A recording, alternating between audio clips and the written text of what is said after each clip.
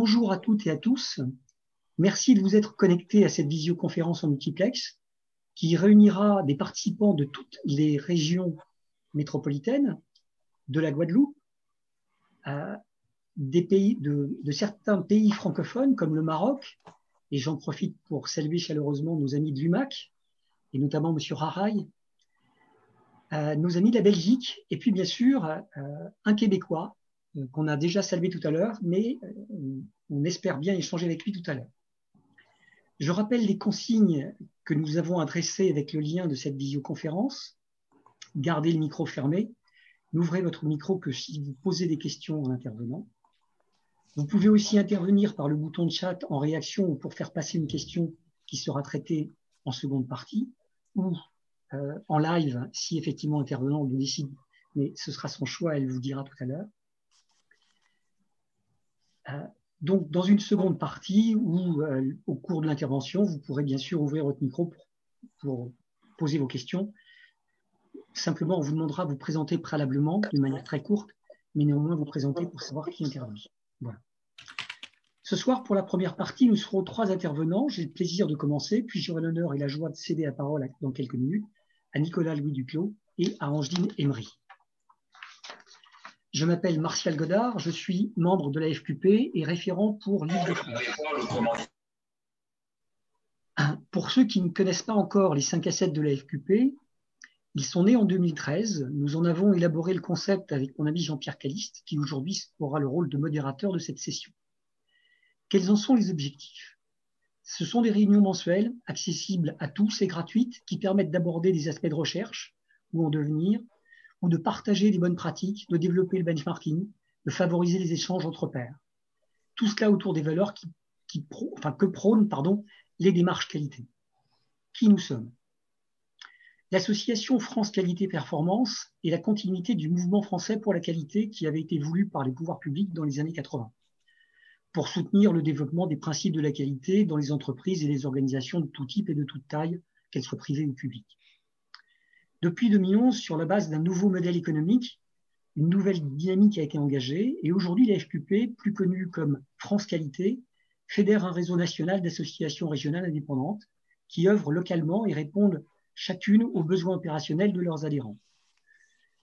Notre réseau compte environ 2000 adhérents, certes à titre individuel pour certains, mais beaucoup d'entreprises, des petites, des grandes, de tous les secteurs et bien sûr des grandes organisations du secteur public, bien évidemment. La FQP est aussi présente au plan international. Nous sommes membres de l'EFQM, la Fondation européenne pour la qualité et le management, et national partner de l'European Organization for Quality. Excusez mon anglais, en plus, avec ma voix déraillée, ça doit être génial à écouter. Pardon. L'IOQ est plus orienté sur la reconnaissance de la contribution des personnes et au développement de la qualité dans les organisations en Europe, et notamment a mis en place un concours que nous diffusons et sur lequel je reviendrai tout à l'heure, qui est le trophée du leader qualité. Alors en Île-de-France, je vais vous montrer mon PowerPoint, on va le partager, vous me donnez juste un instant, je vais essayer de ne pas me tromper dans mes manœuvres. Voilà, et normalement vous devriez la voir en ligne, dans quelques secondes. Donc, jusqu'à ces derniers mois, les 5 assets avaient lieu essentiellement à Paris, parfois étaient repris en région sous la forme de conférences traditionnelles, sur un format d'environ 1 heure de présentation, puis une seconde partie d'échange. Les questions-réponses entre le participant et l'intervenant principal. À Paris, les 5 assets sont organisés en partenariat avec l'UTC Alliance Sorbonne Université, et les Arts et Métiers paritaires. Depuis ces dernières semaines, les 5 assets sont réalisés sous forme de webinars exclusivement, grâce aux moyens techniques de l'UTC, Sorbonne Université, et fort de la volonté de Jean-Pierre Caliste et de Nicolas-Louis Duclos, que j'ai déjà présenté tout à l'heure. Quelles sont nos autres activités? Je ne sais pas si vous voyez mon PowerPoint. Si, pas de problème. Oui, super, parce que moi j'ai une page blanche en face, donc c'est un peu... Ça va, tout va bien, Martial. Pas de problème. Alors, le club Excellence Opérationnelle, donc c'est une action que nous menons avec le mouvement français des entreprises et plus particulièrement le mouvement du Val d'Oise. Le mouvement du Val d'Oise est simplement la plus vieille structure associative entrepreneuriale d'Europe, puisqu'elle a été fondée il y a un peu plus de 140 ans. Ils ont fêté leurs 140 ans en 2018. Ensuite, nous faisons le club des audits internes croisés, qui est réservé aux adhérents. Il permet de réaliser des audits internes indépendants et garantis par un cadre structuré et maîtrisé sur la base d'échanges, bien sûr, sans contrepartie financière, des éléments de réponse à la fois techniques et d'une grande qualité, bien sûr. Un outil Rexelis, la démarche RSE qui est labellisée et surtout qui est déployée par l'ensemble du réseau des associations régionales. Son but est de donner aux petites et moyennes organisations la capacité de s'engager progressivement dans la voie de la responsabilité sociétale et sociale et de poursuivre vers l'excellence si elles le souhaitent. Le trophée du leader qualité, que j'ai évoqué brièvement tout à l'heure lorsque je parlais de l'IOQ, qui est basé sur le prix européen Jacques Borel. Jacques Borel, qui a été un Français qui a dirigé l'IOQ pendant de nombreuses années. Et en 2008, pour, je dirais, marquer son passage, l'IOQ a décidé de lancer un prix à son nom. Et ce prix, nous l'avons réutilisé en 2019. Et donc, il aura lieu pour la seconde fois cette année. Malheureusement, les inscriptions sont closes puisqu'elles ont été clôturées le 31 octobre. Mais j'espère qu'on a beaucoup de participants et qu'on pourra faire une très belle manifestation en tout début de l'année prochaine. Le prix des prix France Qualité Performance. Donc, depuis plus de 30 ans, il récompense les meilleures organisations de tout type et de toute taille qui s'engagent sur la voie de l'excellence selon le modèle EFQM. Plus récemment, le prix des étudiants a été mis en place. Je crois que de mémoire, c'est de 2012. Le prix des bonnes pratiques, le prix du livre, et puis, plus récemment, avec le MEDEF, quelque chose qui a été fait aussi, qui était le prix de l'excellence opérationnelle, mais qui n'a pas lieu tous les ans. Par exemple, en 2021, il n'aura pas lieu. Donc, je donne maintenant la parole à Nicolas-Louis Duclos, qui est enseignant-chercheur à l'UTC et responsable du master spécialisé NQCE, Management par la qualité et de la stratégie aux opérations. À vous, Nicolas-Louis. Merci, Martial. J'ouvre à mon tour. Je vais arrêter mon PowerPoint. Voilà. Voilà. Alors, est-ce qu'il y est... Vous voyez mon affichage ou pas, non? Pas encore. Ça ne saurait tarder. Et là, c'est bon? Non. N'oublie pas, écran partagé. Oui. Voilà. Vous avez un deuxième clic à faire sur partager sur l'écran qui est ouvert. Et si vous êtes multi-écran, choisissez votre écran. Voilà. Génial. Là, par contre, je ne vois plus. Si, voilà, c'est bon. Voilà. Alors, moi, je vois tout de C'est suite. déstabilisant, mais nous, on le voit. Voilà. Mais ça y est, c'est bon, je l'ai récupéré. Donc, voilà. Donc, je suis responsable de ce master spécialisé depuis un peu plus d'un an. Je prends la suite avec bonheur de mon camarade Jean-Pierre Calice, qui est professeur émérite et donc ne pouvait pas garder cette responsabilité officielle. Néanmoins, on travaille toujours au quotidien tous les deux, comme on le fait d'ailleurs depuis 20 ans. Voilà. Alors, quel est en quelques mots, hein, j'ai juste 3 plans, je vous les commente très rapidement. C'est un master qui est ancien puisqu'il a été écrit en 1992 à l'UTC, donc on a une longue tradition d'enseignement qualité. Il a été relancé en 2001 et depuis 2005, donc depuis plus de 15 ans, ce diplôme a été passé en e-learning. Voilà, c'est l'un des premiers en France à avoir fait ça pour des diplômes de ce niveau.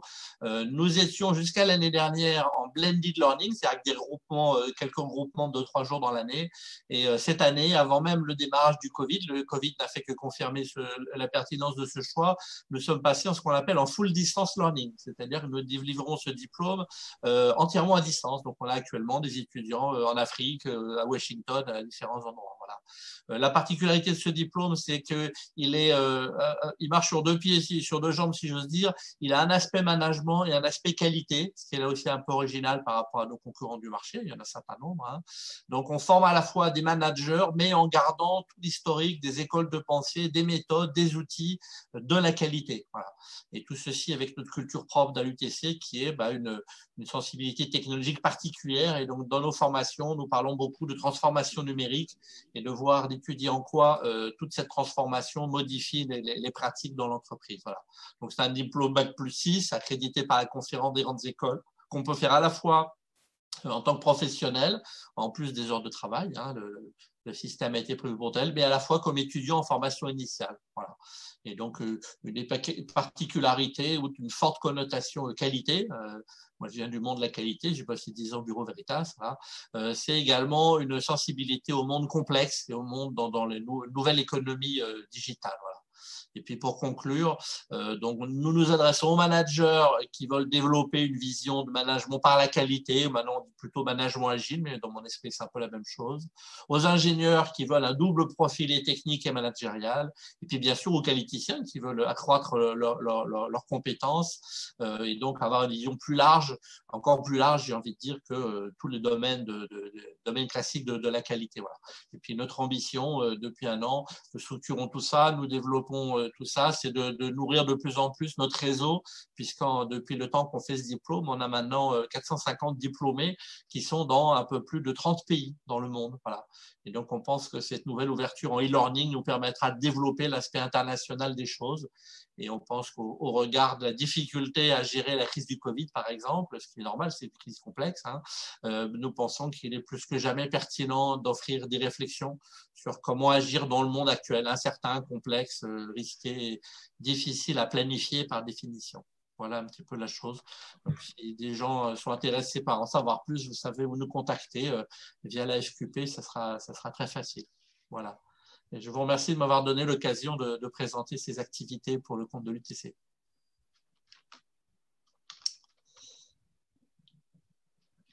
Merci Nicolas Louis. Alors, c'est un grand plaisir, pardon, excusez-moi, j'avais pas eu de problème de voix. Je recommence. C'est avec un grand plaisir que j'accueille pour vous ce soir Angine Emery, ancienne élève du master spécialisé de l'ENSAM et lauréate du prix étudiant en 2019. Après un doctorat en biologie à l'université Joseph Fourier de Grenoble et plus particulièrement en épigénétique, sa thèse publiée en 2009 porte sur l'étude de la transcription des séquences satellites du génome humain. En 2018, elle est passée de la compréhension du fonctionnement génique au fonctionnement systémique. Je la remercie de cette transition qui nous permet ce soir de bénéficier de son expertise dans ce sujet ô combien d'actualité qu'est la digitalisation du manuel qualité. Sujet qu'elle a mis en œuvre chez Safran Learning System, et nous remercions à cette occasion la direction d'avoir bien voulu partager cette bonne pratique avec nous. Je lui cède la parole. Angeline, c'est à toi. Merci beaucoup Martial, merci de m'avoir invité aussi, je suis ravie d'être là avec vous. Donc, je vais partager mon diaporama avec vous. Ça devrait pas tarder.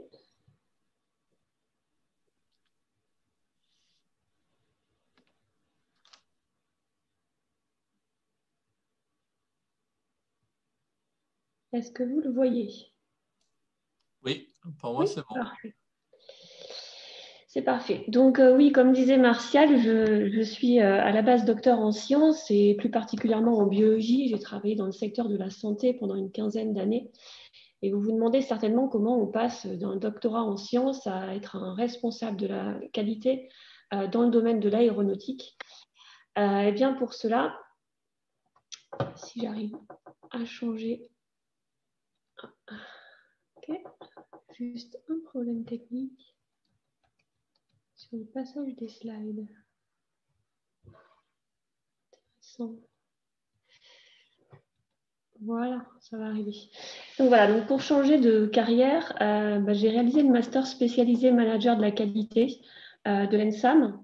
Donc, ce master a pour but, comme celui que nous a présenté Nicolas Louis, de former des responsables opérationnels. Et donc, j'ai suivi 400 heures de cours intensifs dispensés par des experts, suivis de 6 mois de thèse professionnelle en entreprise que j'ai réalisé chez Safran. Et c'est donc dans le contexte de ce master spécialisé que j'ai réalisé ce projet de digitalisation. Donc, ce master spécialisé, maintenant, je l'ai suivi et je suis également maintenant à part entière dans l'organisation puisque je suis responsable d'un des modules de ce master qui est les fondamentaux de la qualité. Et du coup, je m'occupe aussi des étudiants et donc la promotion 2020-2021 qui est démasquée ici sur ces images, ça fait plaisir de les voir comme ça, sont à la recherche également de leur thèse professionnelle cette année. Donc, je profite un peu de vous avoir tous en ligne. Au cas où vous recherchez un masterien, eh bien, vous pouvez contacter Nicolas Maranzana. Voilà, l'adresse est indiquée ci-dessous. Voilà, donc j'en arrive maintenant à mon projet donc, qui concerne la qualité et la conduite du changement et son application à la digitalisation du manuel qualité Safran. Donc, si on vous parle de digitalisation et de modernisation, bien évidemment, la première image qui vous vient en tête est le système de management de la qualité. Alors, j'imagine virtuellement vos têtes. Non, l'image qu'on a plus souvent de la qualité, malheureusement, c'est celle-ci. C'est des gros tas de papier qui encombrent nos bureaux. Bien évidemment, il y a de l'historique derrière, lié aux anciennes normes ISO 9001 sur la documentation. Voilà, ça a changé. Il faut aussi qu'on évolue. Et aujourd'hui, je vais vous montrer qu'en incluant la conduite du changement au sein d'une démarche méthodologique, on peut changer cette vision un peu archaïque du système de management de la qualité. Et donc, cette démarche, je l'ai adaptée à la digitalisation du manuel qualité, mais elle est applicable à d'autres types de digitalisation de documents. Et donc, je vais vous présenter le contexte dans lequel j'ai réalisé cette démarche pour vous expliquer pourquoi la conduite du changement était nécessaire. Donc, j'ai réalisé ce projet au sein de Safran. Donc, Safran, en tant qu'équipementier, est un leader dans les domaines de l'aéronautique, de la défense, de l'espace. En quelques chiffres rapidement, Safran, c'est un décollage toutes les 2 secondes quand les avions veulent bien voler.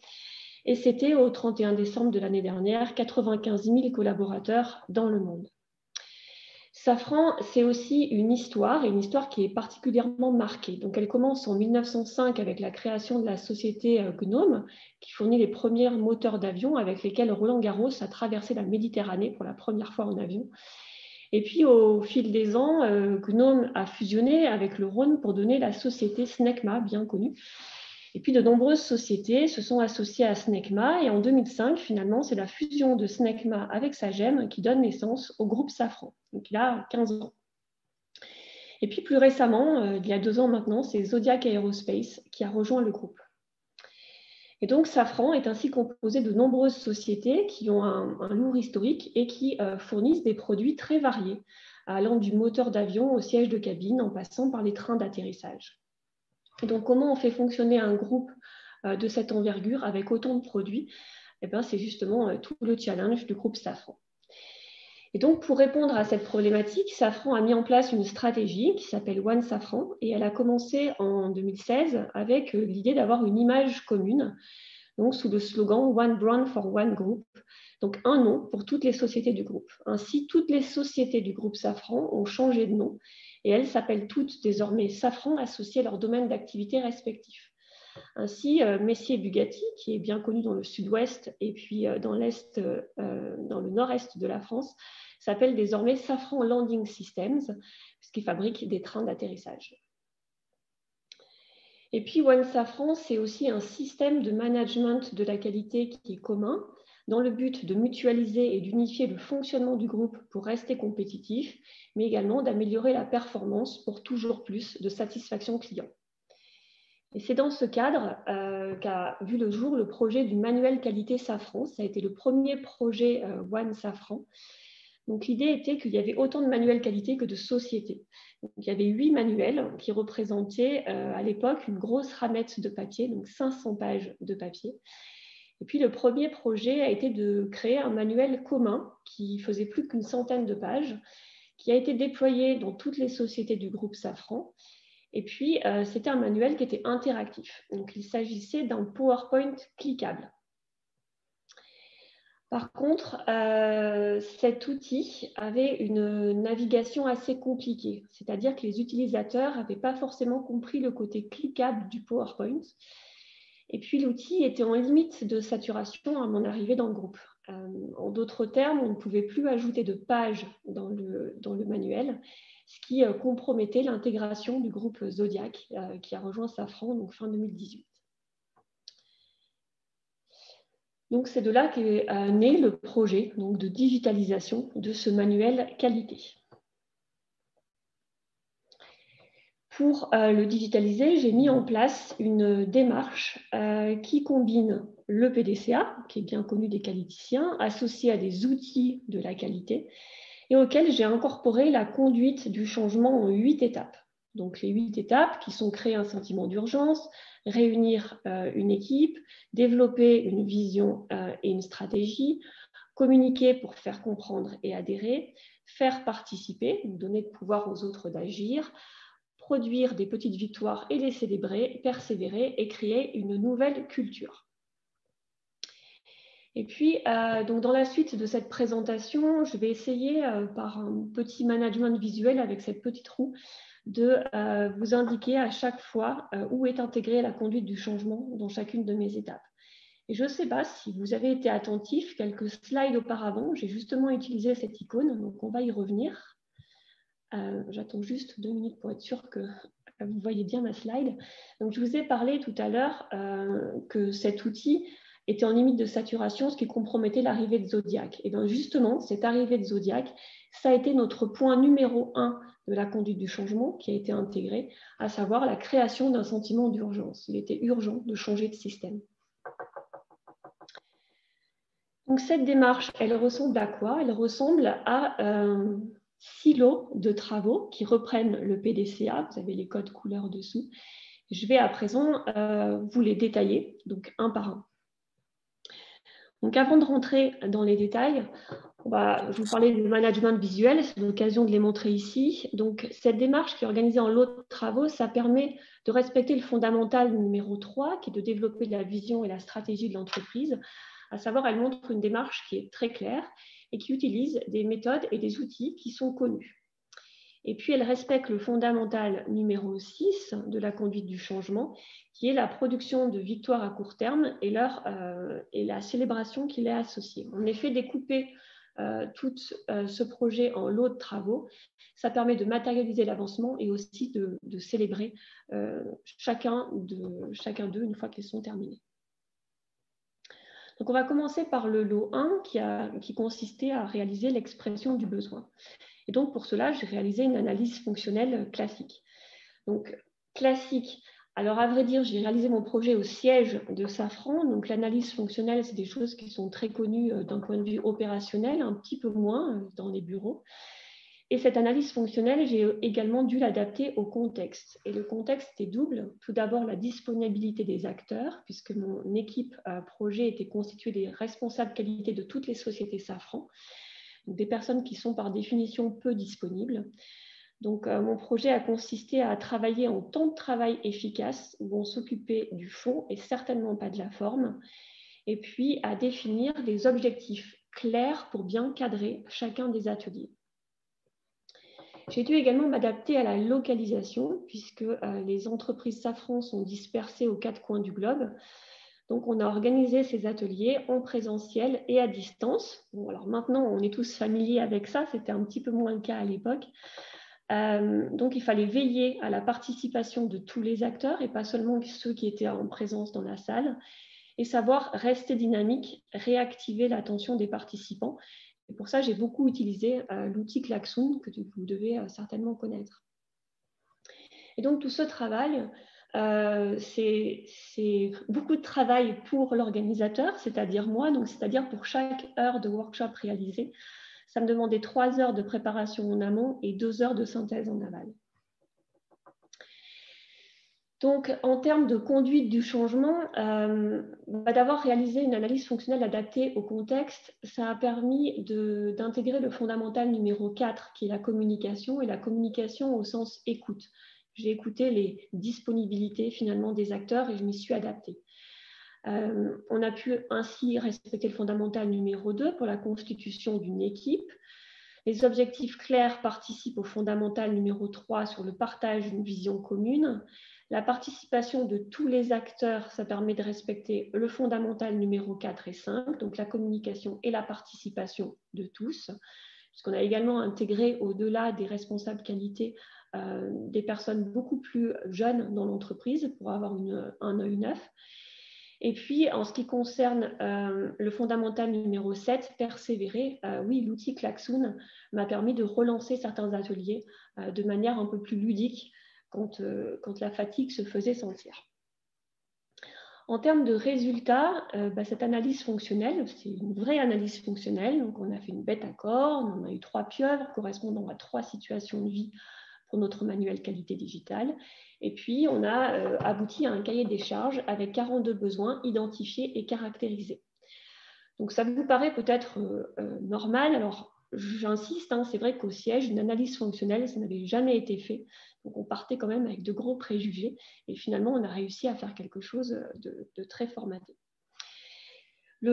D'avoir travaillé en temps de travail efficace, c'est-à-dire avec des ateliers très courts qui consistaient uniquement à travailler sur le fond, ça a permis de valoriser l'expertise des participants. Donc là, ça rajoute un peu de conduite du changement. Finalement, ils n'avaient pas l'impression de perdre leur temps. Et quand ils participaient à ces ateliers, ils s'impliquaient vraiment à 100%. Et donc, ce qui nous a permis d'augmenter finalement l'efficacité de nos ateliers, puisque j'avais prévu 16 workshops d'1 heure pour réaliser cette analyse fonctionnelle, et finalement 8 ont suffi.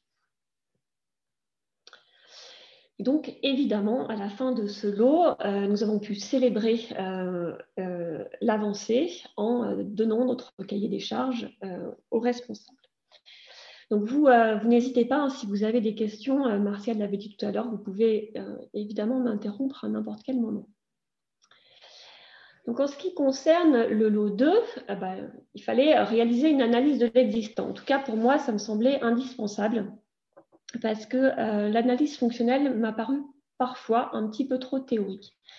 Et donc, on avait la chance d'avoir un manuel qualité qui existait déjà. Et donc, j'ai décidé de réaliser des interviews personnalisées auprès d'un panel représentatif du groupe Safran.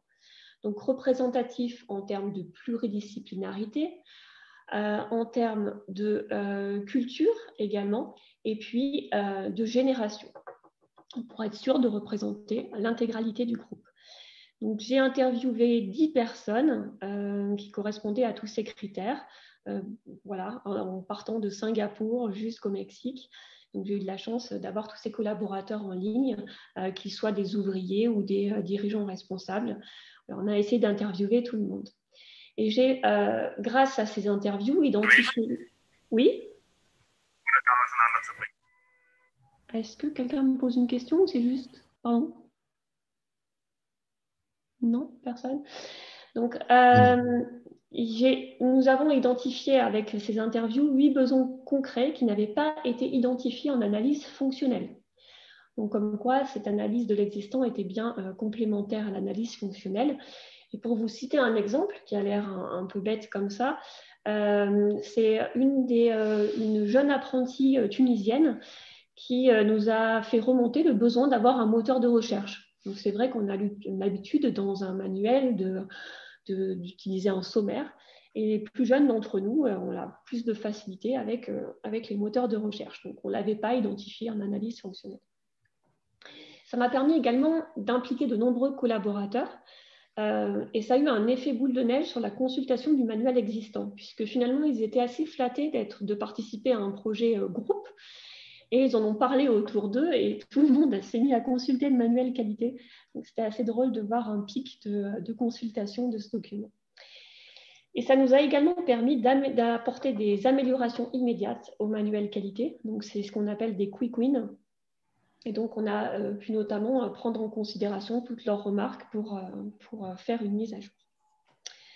Donc, en termes de conduite du changement, eh bien, on inclut ici le fondamental numéro 4, communiquer pour faire comprendre et adhérer. Oui, et puis voilà, faire participer également tous les collaborateurs. Et c'est vrai que ça a vraiment joué un rôle au-delà de ce qu'on espérait avec cette consultation accrue du manuel. Et puis, on a célébré la fin de ce lot 2 avec la publication du manuel qualité existant, amélioré avec les suggestions des participants. En lot 3, il s'agissait d'un benchmark. Donc, pour ce benchmark, je l'ai fait à la fois en interne et en externe.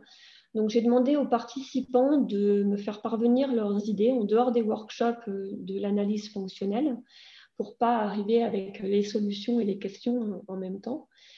Il est important pendant ce benchmark de garder l'esprit ouvert et d'étudier toutes les propositions. Des fois, ce n'est pas évident parce qu'on nous propose, voilà, qu'on a entendu Harris ou SharePoint, ce n'étaient pas des logiciels qui avaient très bonne réputation au sein du groupe. Néanmoins, c'est des choses qu'il faut pouvoir étudier. Puis, il faut rester curieux. Donc, regarder ce qui se fait en interne dans toutes nos sociétés et également en externe à travers des salons, aller regarder sur des sites internet. Voilà, comme l'équipe, je me suis beaucoup inspirée aussi du monde du sport ou des vêtements pour regarder qu'est-ce qu'ils proposaient en termes de solutions. Et justement, j'en profite pour vous parler d'un salon qui a été très important dans ce benchmark, qui est le salon de documentation qui a lieu tous les ans aux portes de Versailles. Donc, normalement en mars, cette année, il a été décalé au mois de septembre, mais c'est tous les ans et c'est vrai que c'est très enrichissant si vous êtes intéressé par la digitalisation. En termes de conduite du changement, on a intégré le fondamental numéro 5, la participation de tous ceux qui ont voulu proposer des idées. Et puis, on a célébré également à la fin ce lot de travail terminé. Pour le lot 4, il s'agissait de choisir finalement la solution. Alors, comment on s'y est pris ? C'est simple, pour avoir le lot 4, il suffit d'additionner le lot 1, donc les 42 besoins identifiés en analyse fonctionnelle, le lot 2 avec les 8 besoins pratiques, puis le lot 3 avec les 7 solutions potentielles, et évidemment, on tombe sur une solution. Donc, cette démarche finalement assez simple, je l'ai communiquée à tout le monde parce que c'est vrai que c'est un peu compliqué quand on a plusieurs solutions de choisir la bonne. Et c'est vrai que d'avoir une démarche qui paraît un petit peu, voilà, une simple addition, ça permet justement de développer la stratégie que j'ai mise en place, donc basée sur des faits. Donc pour cela, j'ai utilisé une méthode que vous connaissez peut-être, qui est beaucoup utilisée au sein de Safran, qui s'appelle la méthode adéquat, donc l'analyse de décision de la qualité. Et en particulier, je ne vais pas vous expliquer toute la méthode, mais c'est vrai que j'ai surtout utilisé la matrice que je vous présente ici. Donc, vous avez sur la gauche de l'écran les lots 1 et 2 regroupés en 2 types de critères. Donc, des critères destructifs qui sont liés aux risques et aux besoins d'ordre supérieur identifiés dans l'analyse fonctionnelle et qui finalement sont des go ou no go. Vous avez ensuite des critères sélectifs qui sont les autres besoins qu'on a identifiés dans le cahier des charges, hormis les souhaits, qui sont hiérarchisés 2 à 2 et pondérés en conséquence. Donc, cette pondération, voilà, on avait, je pense, un peu plus de 42 besoins à hiérarchiser 2 à 2. Ça faisait beaucoup de travail et ça, par exemple, on a utilisé Klaxoon et on a passé une bonne heure de rigolade à hiérarchiser ces besoins, même si ça paraît un peu laborieux comme ça au départ. Et puis, le lot 3 que vous avez... Je vais déplacer des fenêtres sur mon écran. Le lot 3 que vous avez ici en haut correspond aux solutions potentielles qui ont été identifiées. Donc, comment marche cette matrice ? Par exemple, on va prendre la solution Harris, dont je vous parlais tout à l'heure.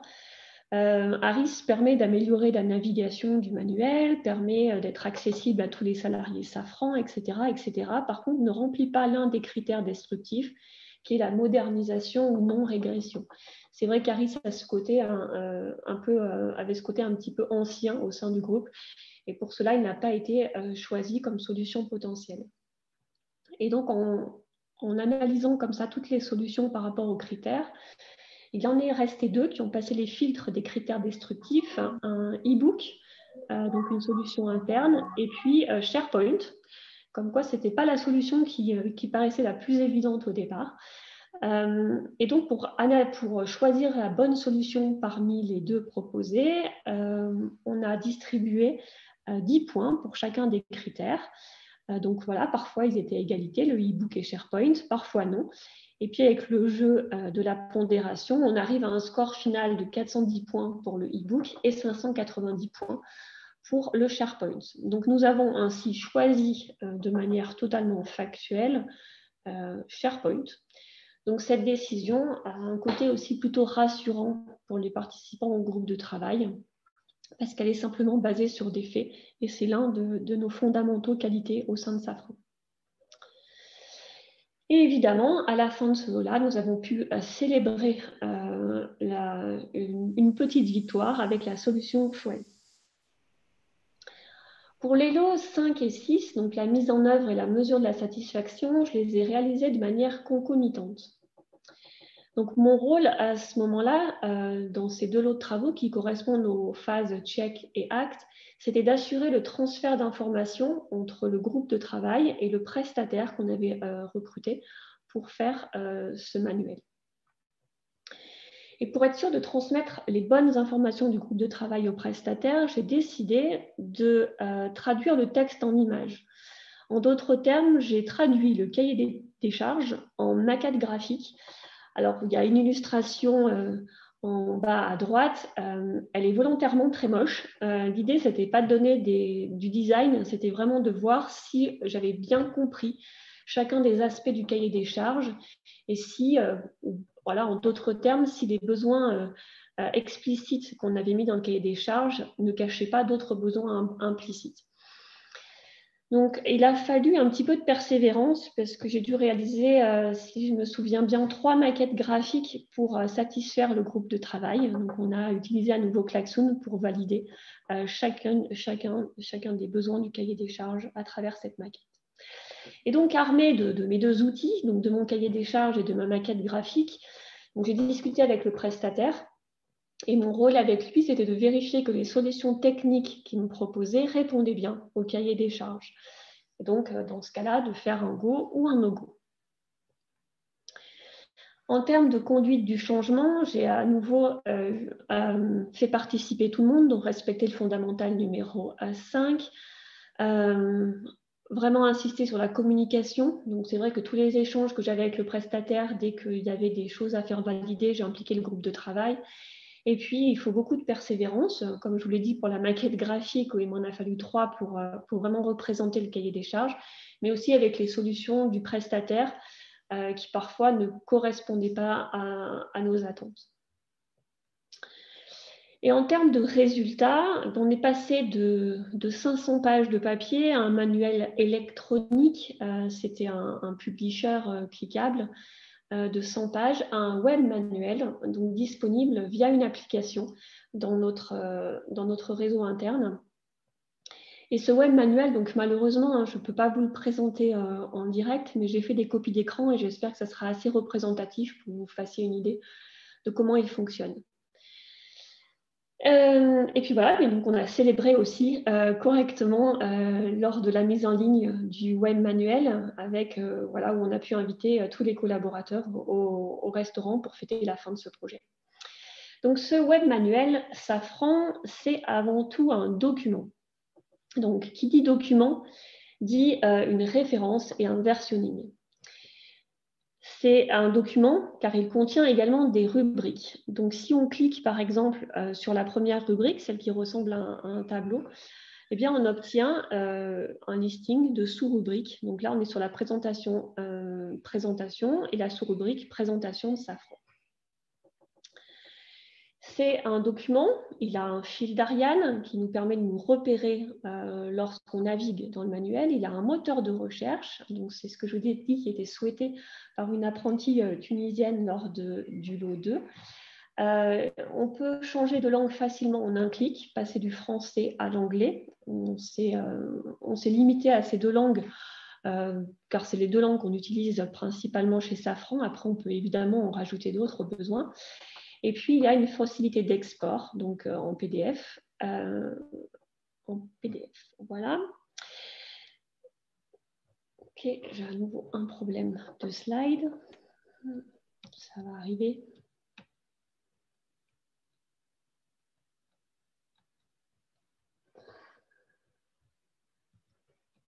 Voilà. Ce web manuel est ce qui est intéressant dans ce contenu SharePoint, c'est que c'est un contenu dynamique qui s'adapte au profil du lecteur. Alors, c'est-à-dire que quand tu me connectes, moi, Angéline, je me connecte en tant que Safran, et plus particulièrement, j'appartiens maintenant à la société Safran Landing System sur le site de Vélizy. Donc, dès que je me connecte sur l'application, le web manuel me reconnaît et va me montrer que ce qui m'intéresse a priori. C'est-à-dire, par exemple, si on reprend le cas de la présentation de Safran, il va me montrer la présentation du groupe Safran, voilà, avec un détail, quelques chiffres. Puis, alors, il faut imaginer que la page défile, je vais matérialiser par des flèches, je vais voir la présentation de ma société, donc Safran Landing System.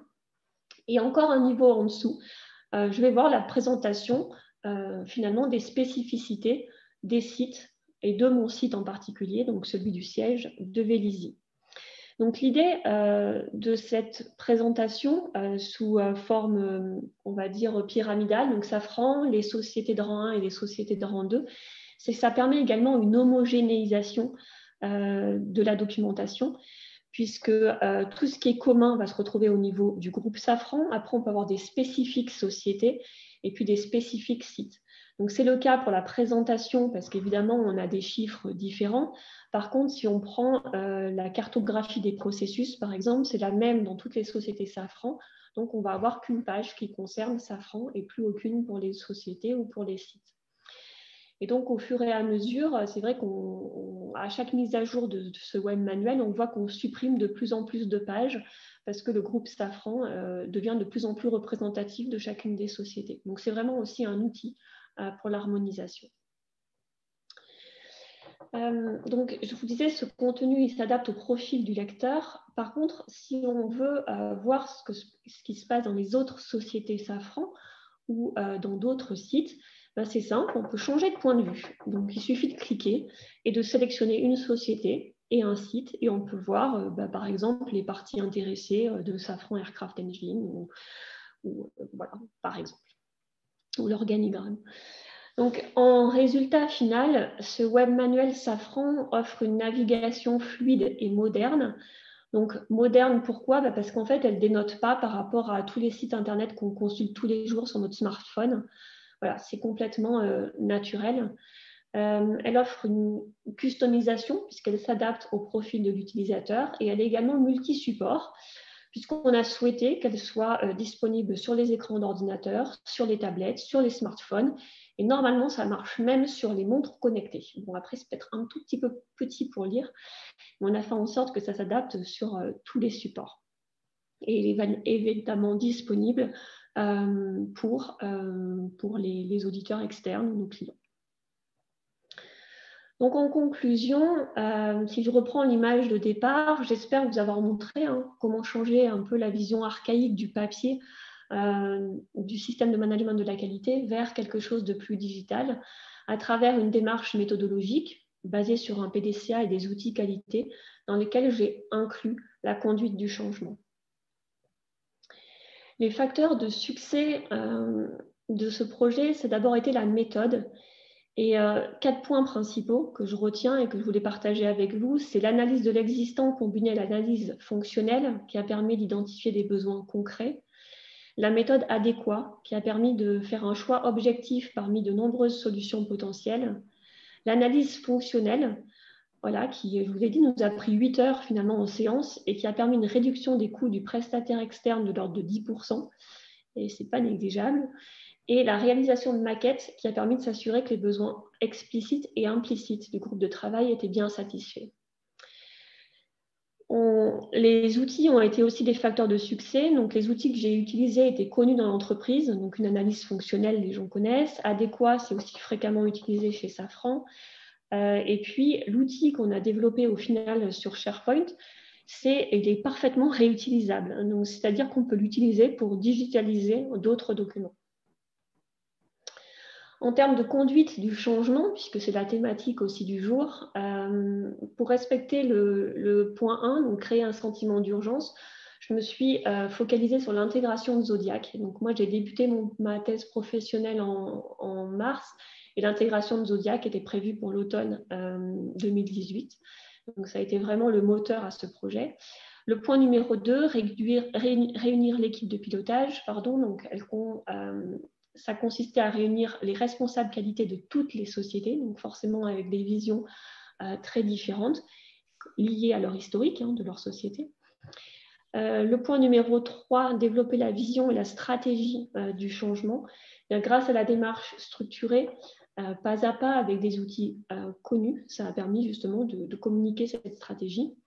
Le point numéro 4, communiquer pour faire comprendre et adhérer. Ce n'est pas uniquement communiquer, c'est aussi être à l'écoute, et beaucoup être à l'écoute des sociétés, partager les informations quand elles sont nécessaires.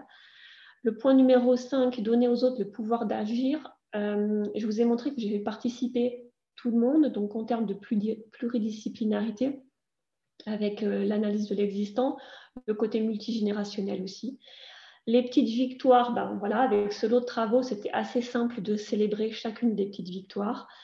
Le lot 7, la persévérance, utiliser des outils. Alors maintenant, Klaxoon, c'est très démocratisé depuis aussi le confinement. À l'époque, un peu moins, et c'est vrai que c'est ludique et ça permet vraiment de remotiver un groupe de travail. Et puis le point 8, créer une nouvelle culture. Là, c'est vrai que le fait que cet outil soit réutilisable, ça donne des perspectives immédiates. Donc, il y avait eu un projet avec un autre mastérien après moi pour créer des procédures Safran digitales. Donc, c'est vrai que c'est aussi un gros challenge de mettre d'accord toutes les sociétés. Donc, c'est des projets qui sont encore en cours. En termes de délai et de satisfaction des parties intéressées, je pense que c'est important d'avoir ces deux aspects-là, c'est-à-dire de l'idée à la diffusion du web manuel via une application disponible aux 95 000 collaborateurs de Safran à travers le monde. Il a fallu juste 8 mois, ce qui était un exploit pour un projet informatique de cette envergure chez Safran. Et au point de vue satisfaction des parties intéressées, les collaborateurs nous ont fait de nombreuses remontées sur le manuel, donc ils en sont très satisfaits. Les auditeurs externes aussi aiment beaucoup notre manuel qualité, et ainsi que nos clients, puisque Airbus nous a demandé un peu plus de détails sur comment avait été mené ce projet. Donc je pense que ça intéresse pas mal de personnes. Et si vous voulez en savoir plus, parce que c'est vrai que là, je parle aussi peut-être un peu vite, c'est peut-être pas évident à suivre. J'ai écrit un article en 2019 concernant cette démarche de digitalisation du système documentaire pour le 13e congrès international de génie industriel à Montréal. Et donc cet article est disponible en accès libre sur ResearchGate. Donc vous pouvez taper mon nom et vous allez trouver cet article. Et puis, moi j'en ai fini pour cette présentation. Je vais être ravie de prendre votre question. Et puis, je tenais, pour terminer, à annoncer peut-être en annonce de phase, Martial, le prochain 5 à 7, qui sera par mon collègue Nicolas Drault, donc doublement collègue, puisque c'est aussi un alumni du master spécialisé manager de la qualité, de la promo après moi, et qu'il a aussi obtenu le prix France Qualité Performance cette année. Voilà, je vous remercie de votre attention et puis j'attends vos questions avec impatience. Bonjour Angéline, Guillaume Dabar. Bonjour Guillaume. Bonjour, tu vas bien? Oui, ça va et toi? Ça fait plaisir de revoir l'équipe en tout cas. Et puis ça fait plaisir d'entendre parler de Safran, qui est un peu mon ancienne entreprise de cœur, on va dire. Justement, j'avais une question à te poser par rapport à la connexion entre le manuel et d'un côté la documentation groupe Safran et puis éventuellement la documentation locale, je dirais, des sites, des entités ou des sites. Ce que je comprends, c'est qu'aujourd'hui, vous avez digitalisé le manuel qualité qui est la porte d'entrée, je dirais, l'ensemble de la documentation interne. L'idée demain, c'est quoi? C'est de créer des passerelles avec la documentation procédure groupe et voire local site. qui sont dans les environnements, pas forcément SharePoint aujourd'hui, si je ne me trompe pas.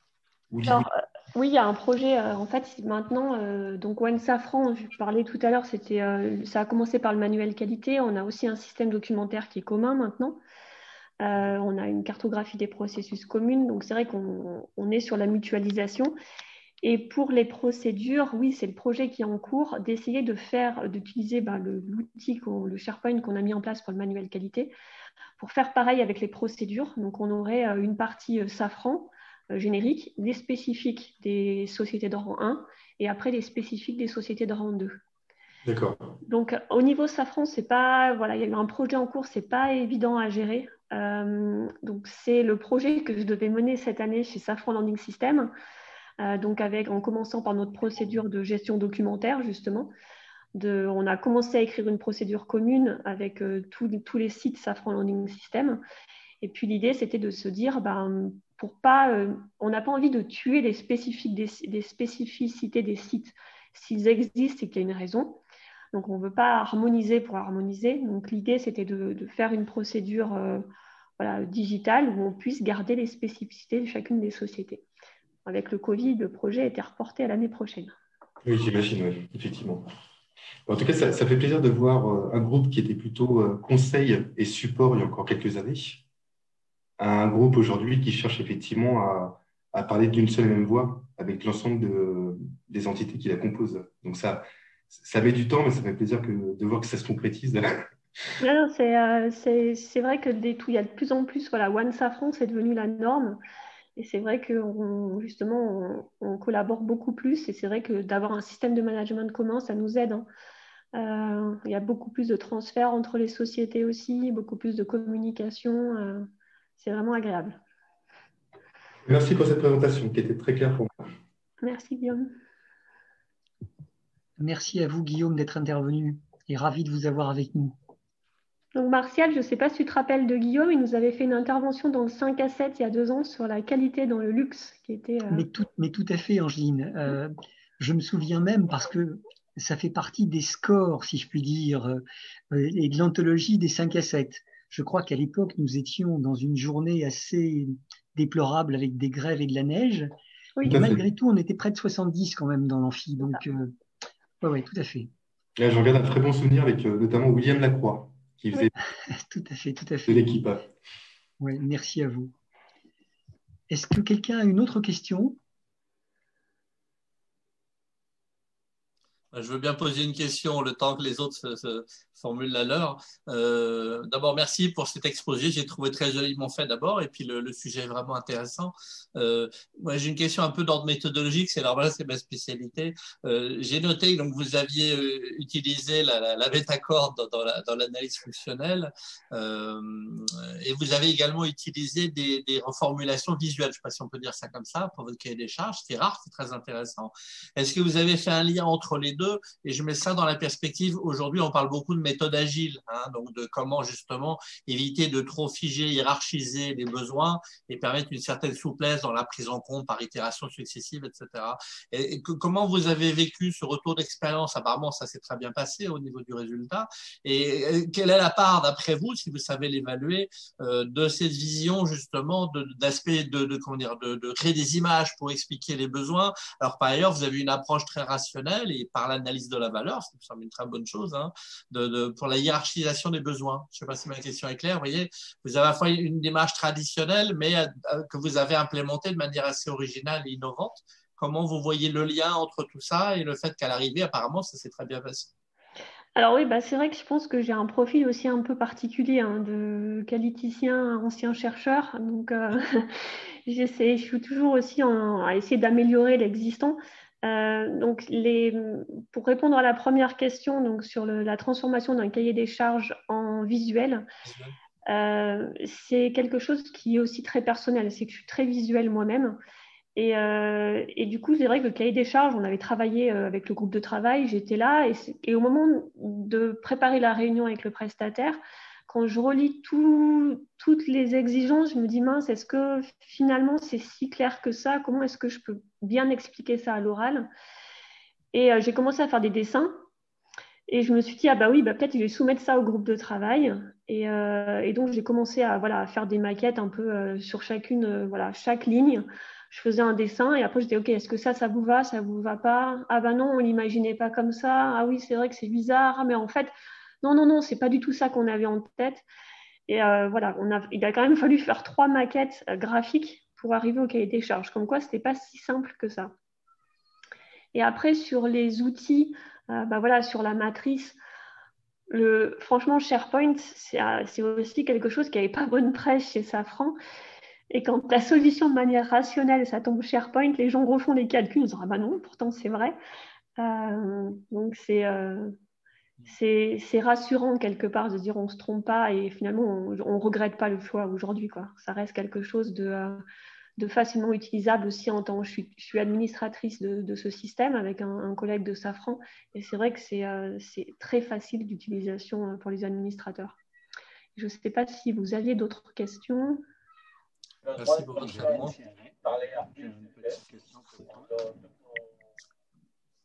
Alain, on ne t'entend pas très bien.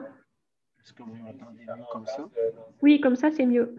Bon, OK. Est-ce que tu as du feedback des autres sociétés du groupe Safran comme ça?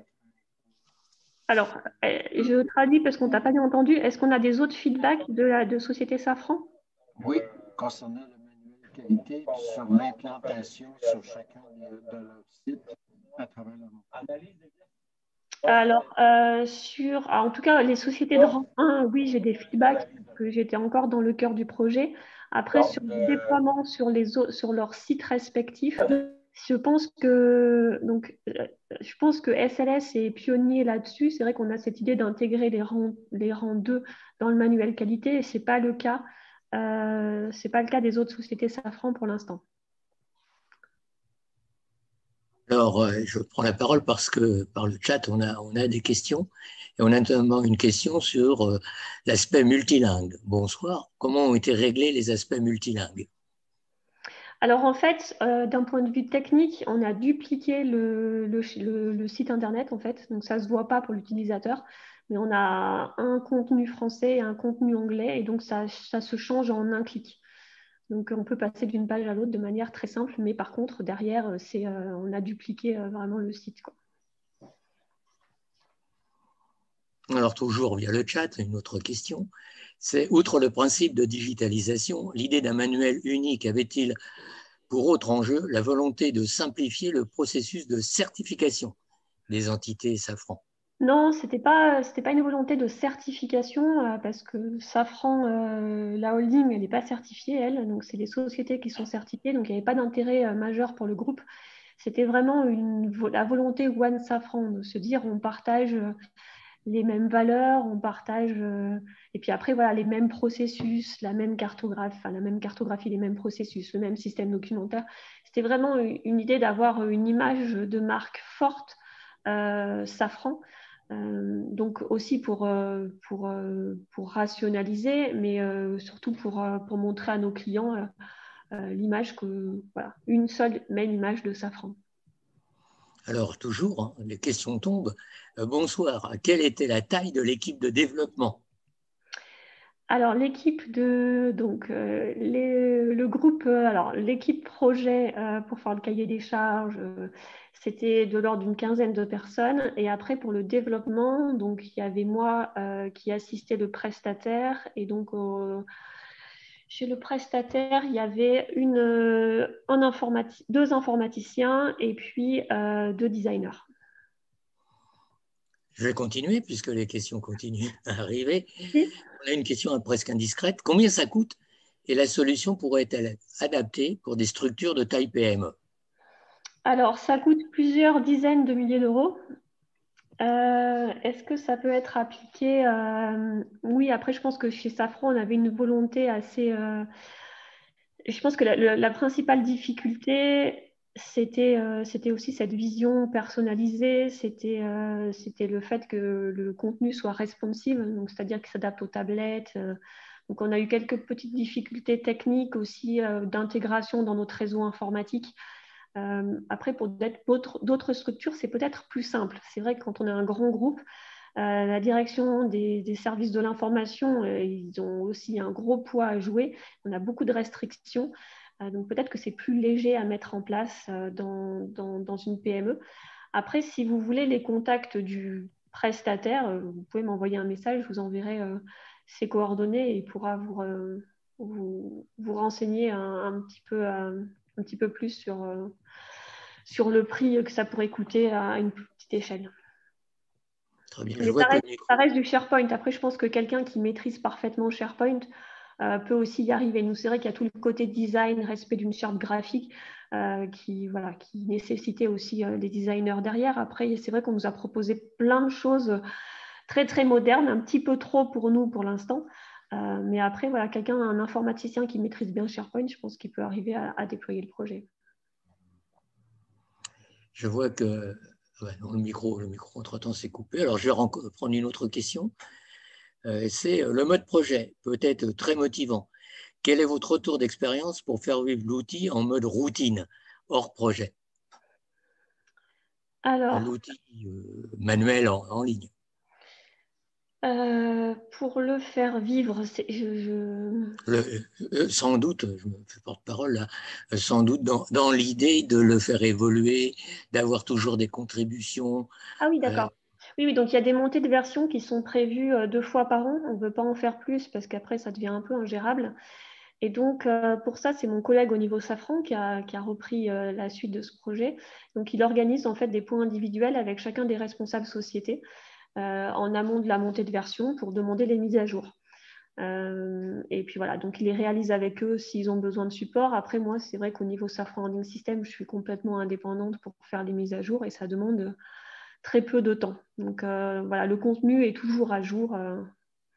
Voilà, ça se fait assez bien.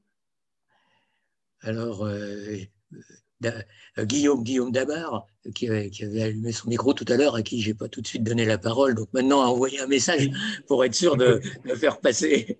Alors, qui plus est, je vais lui repasser la parole, mais c'est un peu la question que moi aussi je voulais poser sur la célébration. Donc, Dabar Guillaume, vous avez la parole. Oui, je vais me permettre, effectivement. Merci Jean-Pierre. Donc effectivement, tu as parlé de célébration qui était une phase importante dans la conduite du changement, notamment pour les petites victoires. Tu nous as parlé, allez, on était manger au restaurant, mais j'imagine que ça n'a pas pris que cette forme-là. Quels sont les outils pour célébrer? Ça n'a pas pris que cette forme-là, ça a aussi pris sous la forme de reconnaissance aussi de la part du directeur qualité Safran, par exemple. C'est vrai à chaque fois qu'on célébrait, qu'on finissait un lot de travail, donc moi je tenais aussi des comptes sur l'avancée du projet, et donc il envoyait des messages personnalisés ou groupés au groupe de travail pour les féliciter du travail. Et puis après, c'est vrai qu'il y a la joie quand on a fait l'analyse de l'existant, de mettre à jour le manuel grâce finalement aux utilisateurs concrets sur le terrain.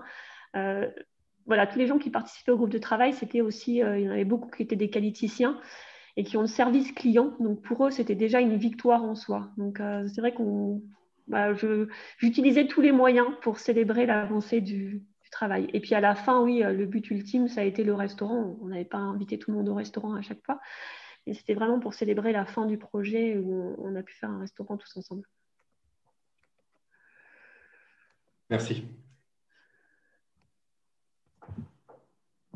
Alors, Diop M, si vous avez une question. Non, vous pas poser la question. Non. D'accord. Très bien. Alors, je vois une question sur la formation pour l'utilisation. Oui, j'allais y venir. Voilà, donc ce qui est bien, c'est qu'il n'y a pas besoin de formation. Et justement, c'était un no-go de se dire si on a besoin d'un manuel pour former les gens à utiliser un manuel, c'est qu'on a raté notre outil. Donc, le but, c'est que ça soit ultra intuitif et qu'il n'y ait pas besoin de formation. Et vu que c'est un site internet classique, les gens s'y retrouvent forcément. Et à tel point que les ressources humaines, maintenant, utilisent le manuel qualité pour présenter la société aux nouveaux arrivants. Donc, je pense qu'on a réussi le projet aussi de cet aspect-là. Alors, c'est une question qui est apparue au départ, qui est relative au support. Et la question qui est posée, c'est est-ce qu'il serait-il possible d'avoir accès au support? Pas mon Le support de PowerPoint. la présentation en elle-même. Pas la présentation en elle-même, pas forcément. L'idée, c'était après, je pense qu'au tout début du film de discussion, Nicolas Maranzana a mis le lien de l'article, donc vous retrouverez tout dans l'article, où ça sera mieux expliqué que dans la présentation. Et j'ai une information pour tous les participants, même pour ceux qui sont arrivés avec un peu de retard. Cette conférence est enregistrée et donc dans les jours qui viennent, l'enregistrement sera mis à disposition, accessible à partir du site de la FQP.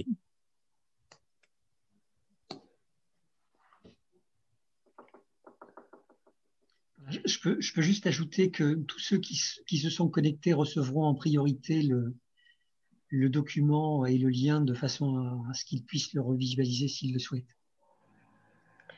Après, je vois aussi une question qui est intéressante parce que c'était, alors je ne peux pas toutes les lire et répondre en même temps. J'en vois une sur le référencement et le versionning des documents. Ça a été vraiment une grosse problématique parce que c'est un document qui doit être référencé et avoir un versionning. Et vu que c'est un site internet, et vous imaginez que ce n'est pas vraiment facile parce que c'est censé vivre et enregistrer ça, ce n'est pas évident. Donc, on s'est basé sur les capacités d'export du manuel en PDF. Et donc, en fait, on sauvegarde à chaque montée de version un PDF. Donc, on ne peut pas sauvegarder le digital, malheureusement, mais en tout cas, on sauvegarde une version PDF.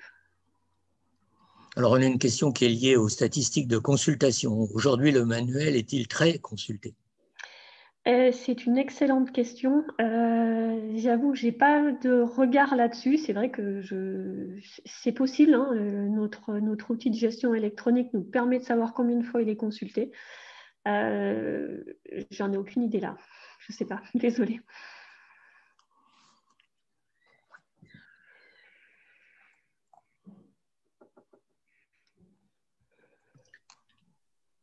Je vais profiter de ce petit blanc pour apporter une précision. Tout à l'heure, on a parlé des supports. Donc, pour que les choses soient très claires, donc les supports ne seront pas diffusés. Par contre, le support de la visioconférence, lui, sera disponible. Voilà. Oui, ce que j'appelais l'enregistrement. Ça répond à toutes les questions.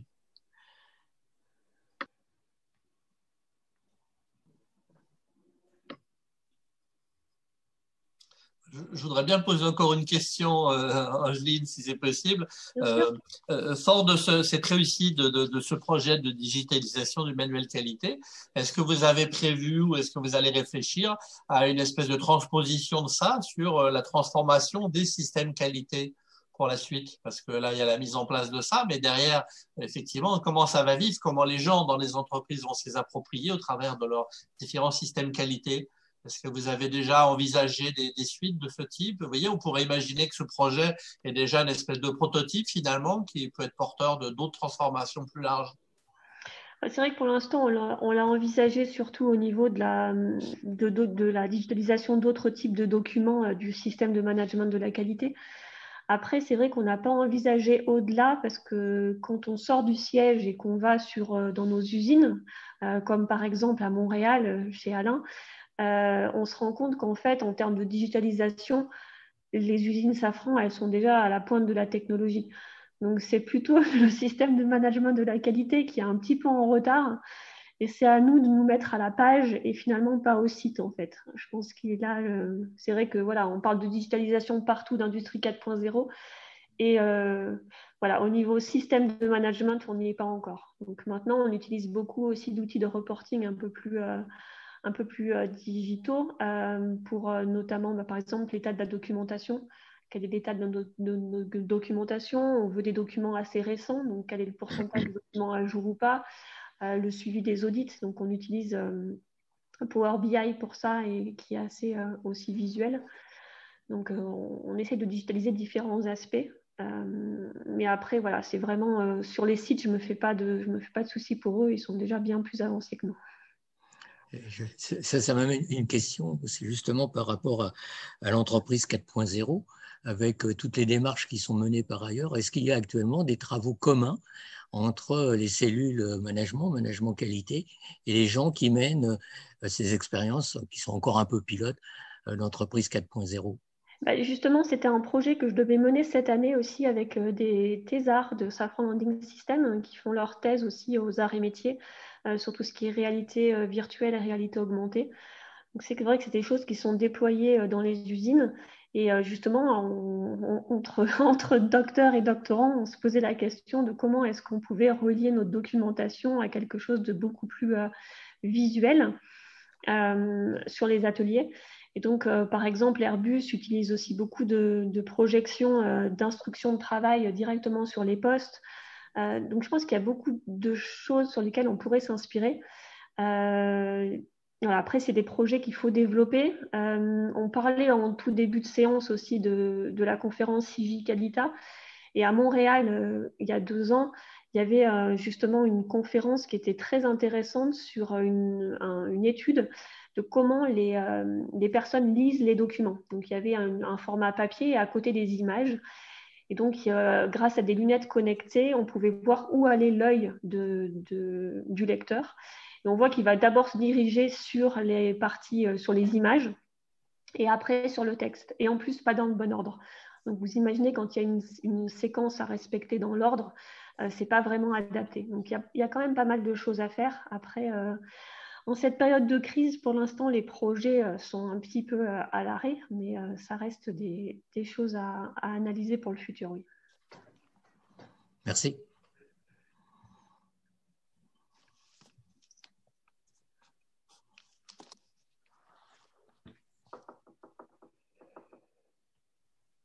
Jean-Pierre, est-ce qu'il y a d'autres questions qui ont été posées dans le chat qui n'ont pas été traitées, peut-être? C'est le référencement. Moi, je profite à ce moment-là pour répondre en live à la question concernant les audits internes croisés. Alors, ça n'a rien à voir avec le sujet, Angeline, pardonne-moi. Pas de souci. Donc, ce sont des audits internes qui sont basés, bien sûr, sur les différents référentiels qui peuvent être en place. Ça peut être l'ISO 9001, bien évidemment, mais ça peut être aussi d'autres systèmes plus spécifiques. Et les grilles d'évaluation sont donc des outils propres développés par la FQP et partagés en général par différentes régions. Donc après, je reste à votre disposition pour la personne qui a posé cette question pour répondre d'une manière plus détaillée sur le contenu. Si vous voulez bien prendre directement contact avec moi, vous avez mon mail, n'hésitez pas à le faire. Alors, je vais partir par la fin et puis remonter. Donc oui, on a bien sûr eu d'autres questions. On a aussi beaucoup de remerciements.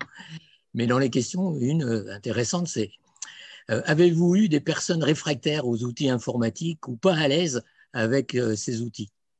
Et si oui, à ce moment-là, quelle solution avez-vous mis en place? Évidemment, on en a eu pas mal. Donc, on a eu, c'était justement l'objet du groupe de travail, c'est de prendre les responsables qualité.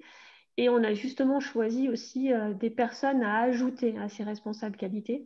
Donc, des personnes jeunes pour avoir aussi une idée un peu plus moderne et aussi des personnes, on va dire, un peu plus âgées, justement réfractaires à l'informatique, pour pouvoir voir comment elles réagissaient au fur et à mesure du projet. Et puis finalement, ça nous a rassurés parce que quelqu'un qui n'était pas forcément partant au départ, avec plein d'a priori, il s'est rendu compte que finalement, tous les jours où il avait ses sites internet, ça marchait très bien. Et voilà, ça n'a pas posé plus de problèmes que ça. Donc d'intégrer ces personnes-là en début de projet, je pense que c'est important pour anticiper les réactions après.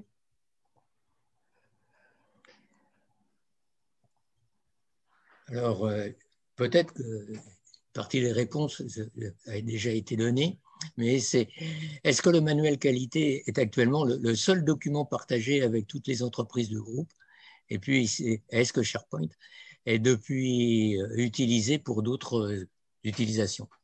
Alors non, en fait, le manuel qualité, ce n'est pas le seul document qui est partagé. C'est vrai que voilà, dans la démarche One Safran, on a des procédures groupe Safran qui sont diffusées à toutes les sociétés. Donc, on a un référentiel de gestion électronique des documents communs à toutes les sociétés Safran.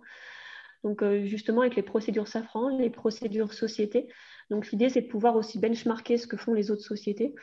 Donc, ça fonctionne plutôt très bien. Et la suite de la question, c'était... Alors, je ne l'ai plus sous les yeux. Ah oui, est-ce que SharePoint est utilisé pour d'autres solutions? Voilà, SharePoint, en fait, c'était à la base une solution interne qui était déjà existante chez Safran. Donc, elle est utilisée aussi pour comme réseau collaboratif d'entreprise. Donc, oui, c'est déjà utilisé. Ça faisait partie du benchmark interne. Alors, la question sur le référencement, elle a déjà été abordée.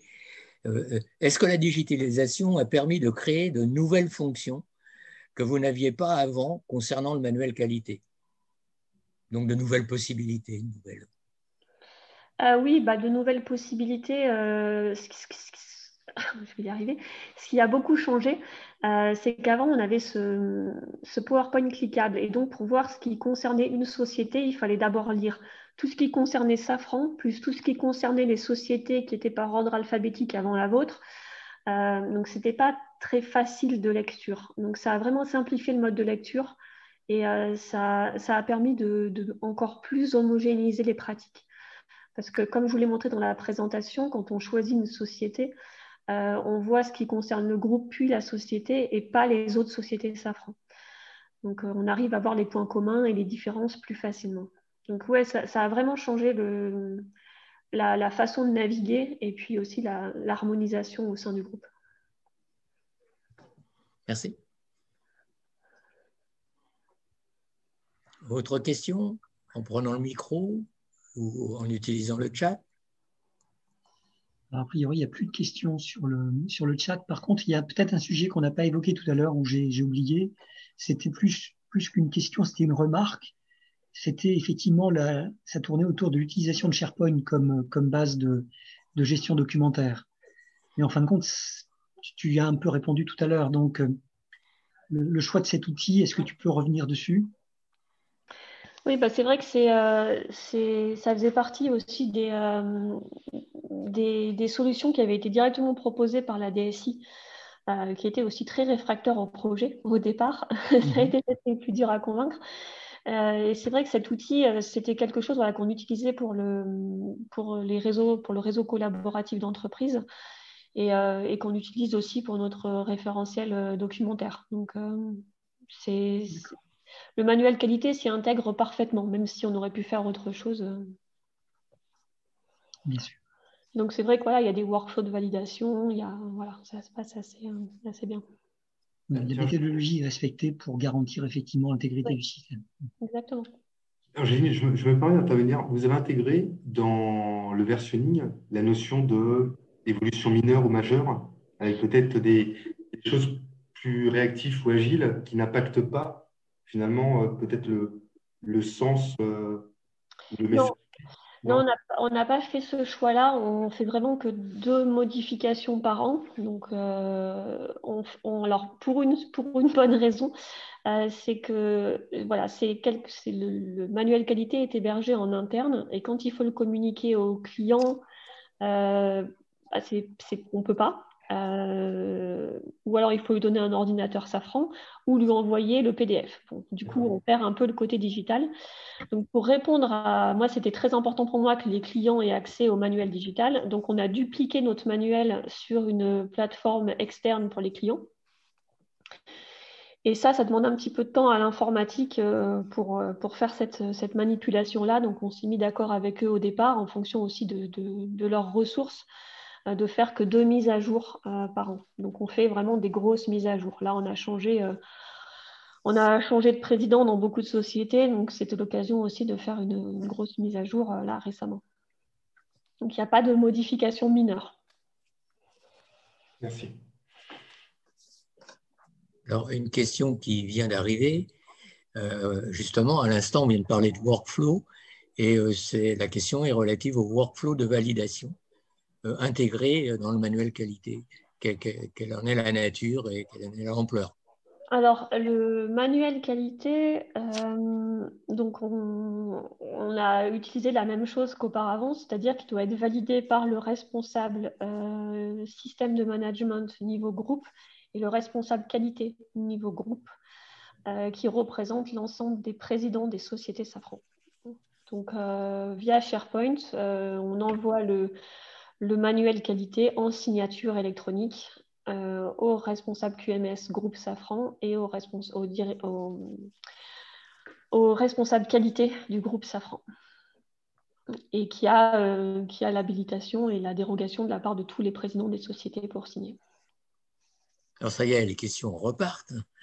Comment avez-vous choisi et sélectionné les personnes ajoutées? On a parlé, au-delà des responsables qualité, il y avait des ajouts de personnes. Quels sont les critères de sélection de ces personnes?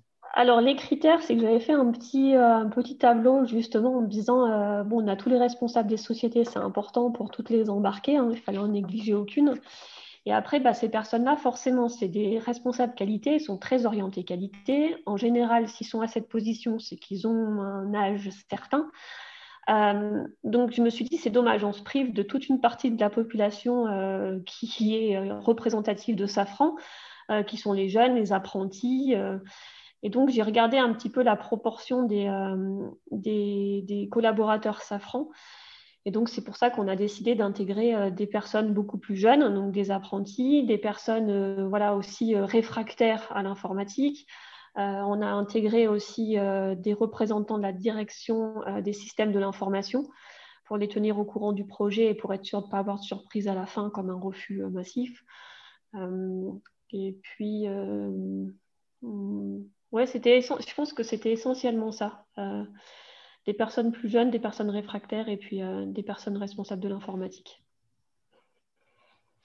Une question très orientée système d'information. Concernant l'accès par les clients, pourquoi la fonction LBI de SharePoint n'a-t-elle pas été retenue? Elle permet pourtant de travailler avec les externes en toute sécurité. D'accord. Alors là, je ne suis pas du tout... Ce qui était bien, ce qui était bien dans ce projet, c'est que je n'ai pas de grandes connaissances en informatique. Et c'était justement le but, c'était qu'avec le prestataire, je vérifiais qu'en back-office, je puisse mettre à jour le manuel de façon très simple, sans programmer, sans rien faire. Donc SharePoint, je ne connais pas plus que ça. J'utilise les fonctionnalités pour mettre à jour le manuel qualité. Et j'ai l'impression que c'est du Word derrière, ça me va très bien. J'intègre mes images, tout se passe bien. Cette fonction-là, je ne la connais pas. Après, est-ce que c'est lié à des, je sais pas, à des failles où on a un système de toute façon pour partager avec les clients? Peut-être que c'était plus simple pour la DSI de faire comme ça. Je ne saurais dire.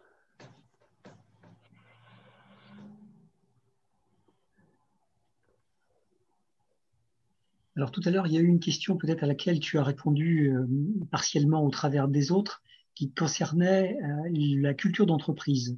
Est-ce que la culture d'entreprise a évolué ou a évolué dans le sens qui était imaginé par l'action que vous avez menée? Alors, à dire oui et non. Je pense que c'est vrai qu'au départ, le projet de digitalisation, ça n'a pas été bien accueilli au tout départ. Je pense que maintenant, les gens sont fiers du manuel qualité. Ils sont fiers de le présenter à leurs clients. Donc ça a changé.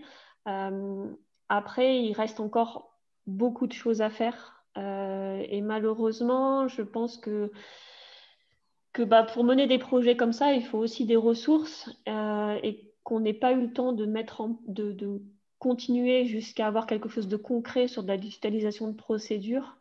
Le projet n'est pas complètement abouti encore pour moi pour l'instant. Donc, on n'en a pas complètement changé d'image. Après, ça se joue aussi sur plein d'autres aspects. Donc, pas que sur le manuel, mais c'est aussi la vision qu'on peut avoir quand on forme les nouveaux arrivants. Donc, je suis responsable de la formation de tous les nouveaux arrivants sur le site de Vélizy. Et c'est vrai que j'essaye de leur montrer une image différente de la qualité.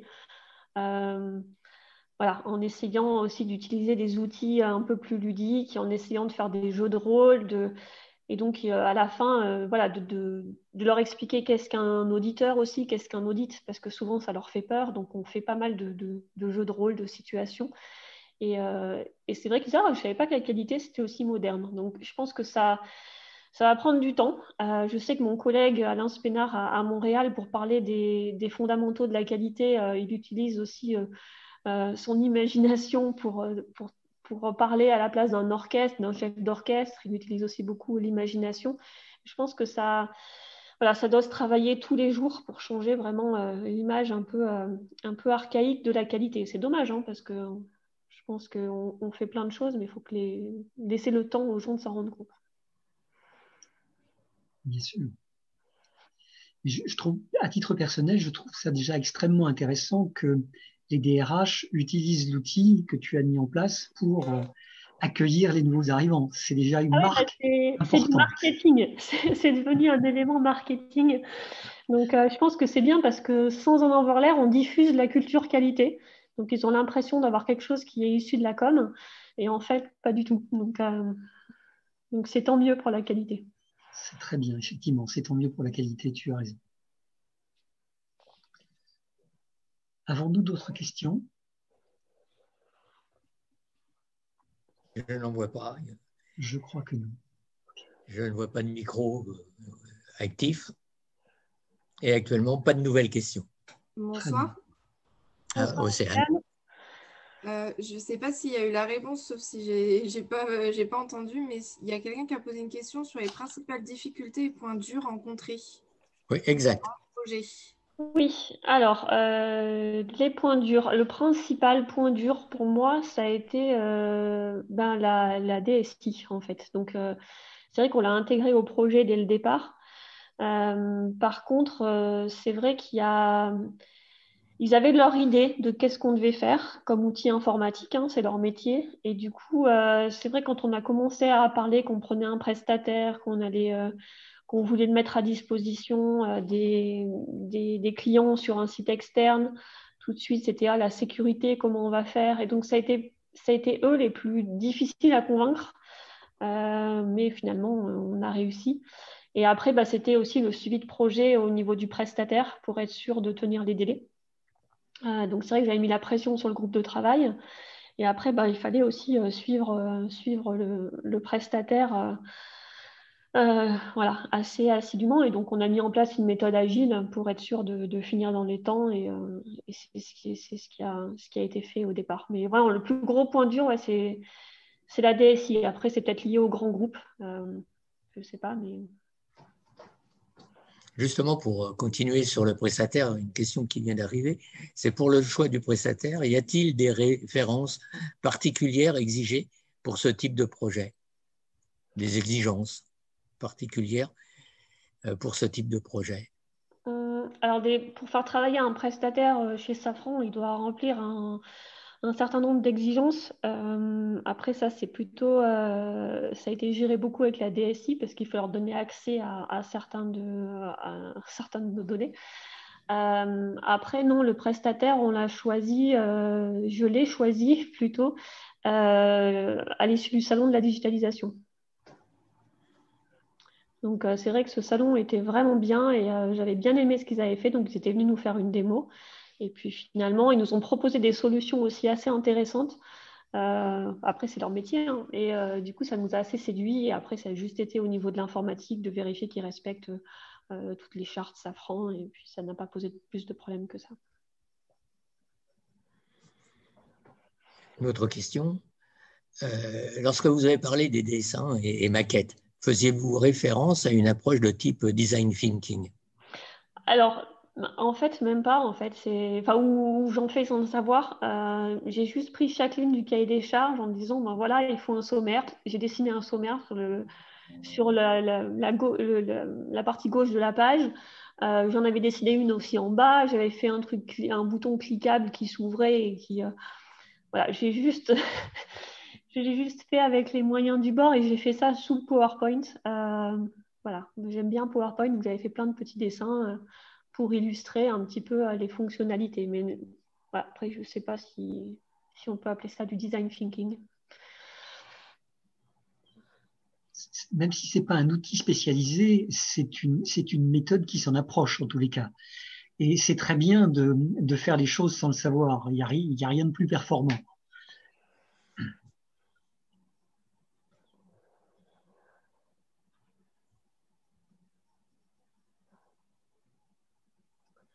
Donc, on n'a pas d'autres questions pour le moment.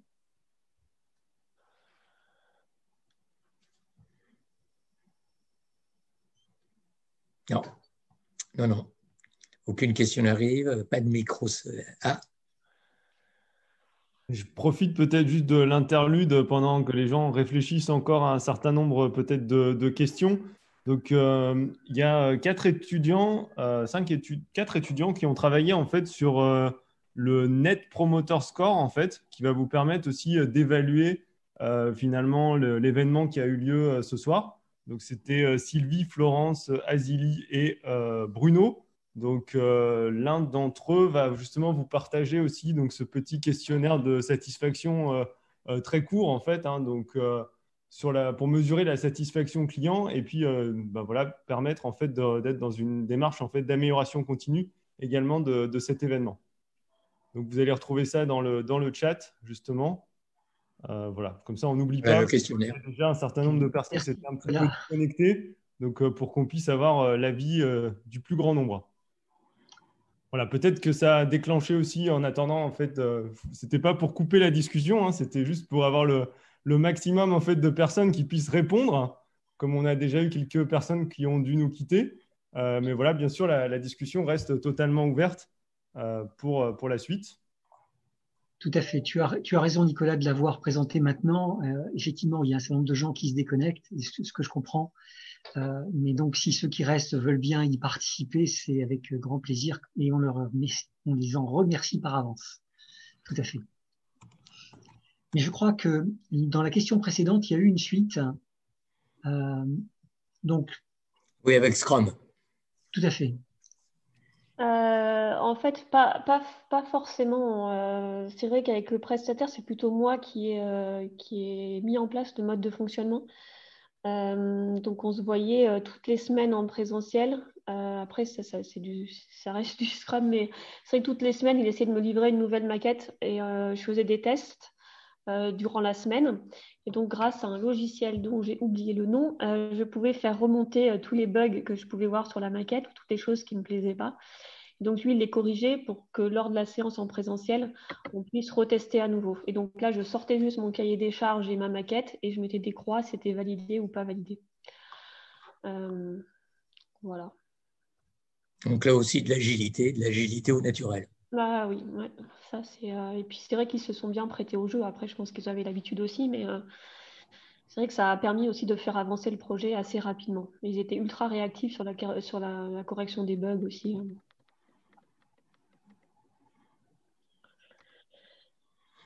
Et le salon de la digitalisation, c'est Documation. Mais je crois que si on tape salon de la digitalisation, porte de Versailles, on tombe dessus. C'est en même temps qu'un salon sur les RH aussi, sur tout ce qui est serious game, etc. Donc les deux sont assez intéressants à visiter d'ailleurs en parallèle. Et puis je vais aussi profiter d'une petite pause de l'interlude. C'est vrai que ce manuel qualité, ça a été un projet qui a été très court, mais par contre, voilà, ça fait 2 ans maintenant. Et je continue à en parler. Donc, c'est vous dire l'impact que ça a eu, et notamment grâce au prix France Qualité Performance et du coup à la diffusion aussi sur les réseaux sociaux de ce prix. Moi, ça m'a permis aussi en interne de me faire connaître alors que j'étais jeune stagiaire et puis j'ai été embauchée juste derrière. Et donc, je conseille tous les étudiants qui nous écoutent de candidater à ce prix France Qualité Performance.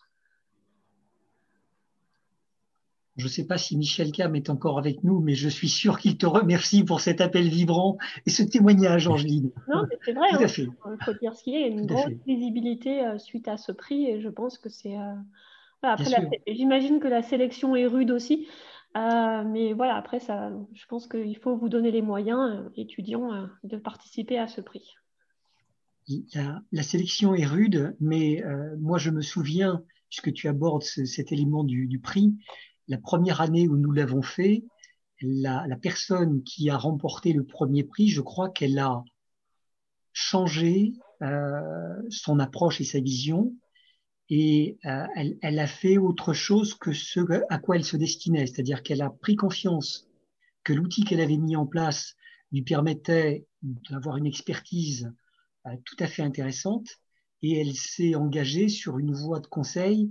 Et de mon point de vue, je ne pense pas qu'elle aurait fait ça si effectivement elle n'avait pas eu cet axe ou ce marchepied. Voilà. Donc oui, c'est vrai. Voilà. En plus, sur le prix France Qualité Performance pour les étudiants, la deadline en fait, a été repoussée en fait, au 20 novembre pour postuler. Donc, je vous ai mis le lien aussi dans le chat. Donc, s'il y a des étudiants parmi nous, donc, il y a 3 prix en fait. Un prix pour la catégorie licence, donc Bac plus 3, un prix pour la catégorie master, Bac plus 5, et un prix pour la catégorie master E accent grave RE, donc comme les masters spécialisés, donc les Bac plus 6 également. Voilà, donc le lien est dans le chat et la deadline en fait est au 20 novembre en fait pour le dépôt des dossiers.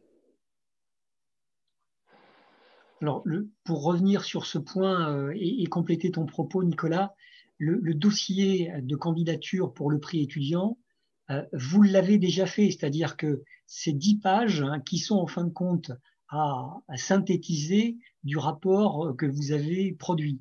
Donc, c'est pas difficile à faire, ça peut même être extrêmement rapide, donc c'est facile de candidater. Par contre, c'est moins facile de gagner parce qu'il y a quand même beaucoup de monde et ce sont les meilleurs qui gagnent, n'est-ce pas?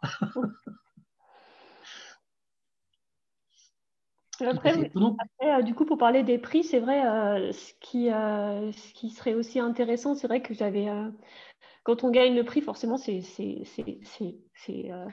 assez plaisant. Après, ce serait bien d'organiser aussi peut-être un pitch, et je vois ça de plus en plus dans les nouveaux étudiants qu'on a aussi chez Safran, où leur examen final de passage, c'est un pitch de 3 minutes sur leur projet. Et c'est vrai que pour partager justement avec le public qui vient pour le prix, c'est toujours mieux de parler un peu du projet. Donc, tout à fait. Et 3 minutes, ça devrait tenir dans le timing. C'est une très bonne idée. C'est une très bonne idée. Pendant que certains réfléchissent aux questions qu'ils vont poser dans quelques minutes, je vais me permettre de faire une petite parenthèse concernant le prochain 5 à 7. Et malheureusement, contredire ce que tu as présenté. Nicolas viendra effectivement, mais pas le 5 novembre, pardon, pas le prochain.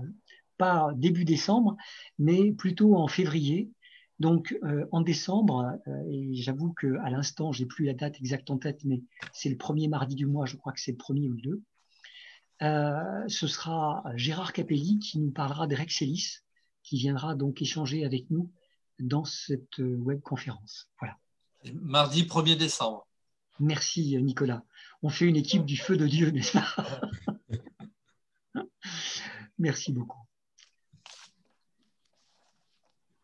Alors, y a-t-il d'autres questions qui sont arrivées pendant ce laps de temps?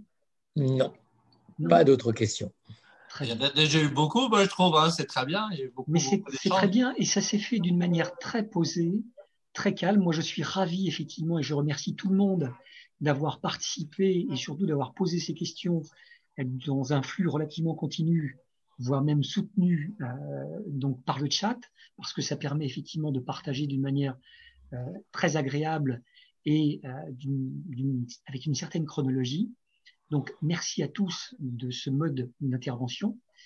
Je remercie bien sûr en tout premier lieu Angeline pour l'excellente présentation qu'elle nous a produite ce soir, pour tout l'intérêt qu'elle a suscité. Je n'ai qu'un tout petit regret, mais il est infime, c'est que parmi les plus de 180 personnes qui se sont inscrites pour participer, il n'y en a eu que 80 qui viennent. Bon, voilà, c'est comme ça. Néanmoins, ils ont marqué leur intérêt pour le sujet, donc peut-être que derrière, on aura une multitude de vues du film. Ce que je souhaite préciser, c'est que par rapport à ce film, dans un premier temps, donc, il sera diffusé dans son intégralité. Donc effectivement, c'est peut-être un petit peu long. Néanmoins, nous avons pour ambition à court terme de présenter une petite synthèse rapide des meilleurs moments. Et j'espère que d'ici la fin de l'année, on aura capacité à produire ce genre de choses pour que ceux qui cherchent de l'information puissent regarder cette espèce de pitch, comme on l'a évoqué il y a quelques minutes, et qu'ensuite ils puissent regarder d'une manière plus approfondie, s'ils le souhaitent, ou pas, la vidéo complète. Voilà. Donc, un grand merci à tous. Si vous en êtes d'accord, je vais céder la parole à Angeline pour dire un mot de fin, et puis je vous céderai la parole, Nicolas Louis, pour que vous puissiez également conclure, ou Jean-Pierre, l'un ou l'autre, comme vous le souhaitez. Moi, je tenais encore à te remercier, Martial, et puis toute la FQP pour m'avoir donné l'opportunité de présenter ce soir ce projet de digitalisation. J'ai été ravie aussi de l'échange très interactif avec tous les participants, avec des questions, c'est vrai, assez pointues. Donc, c'est vrai que pour le SharePoint, le côté de partage en externe, je vais me renseigner, c'est un sujet assez intéressant, et également pour le nombre de consultations. C'est vrai que je n'ai pas regardé ça avant. Donc, je vous remercie tous. Et puis, si vous avez des questions, n'hésitez pas à me contacter. Il doit y avoir mon adresse mail dans l'article que Nicolas a envoyé par lien. Donc, si vous avez des questions sur le mode de fonctionnement, sur la méthode, sur les outils que j'ai utilisés, n'hésitez pas. On est là pour partager. Merci beaucoup à tous. 2 mots, Jean-Pierre, je te laisserai conclure. Moi, 2 mots. La première, c'est que je trouve que c'est un exposé très intéressant et à mon avis très significatif de ce qu'on veut faire, justement, au sens où c'est à la fois sur un sujet très concret qui parle à tout le monde, on voit bien ce que c'est un chercheur qui vous parle, et à la fois qui a soulevé des vrais thèmes de fond sur l'agilité, sur l'impact de comment travailler différemment, comment se permettre aussi d'innover un peu en ayant des méthodes parfois classiques. Enfin, tout ça sont vraiment des sujets, je trouve, essentiels. On est en plein là-dedans, dans le changement, justement. Et donc, je trouve que c'est très bon augure.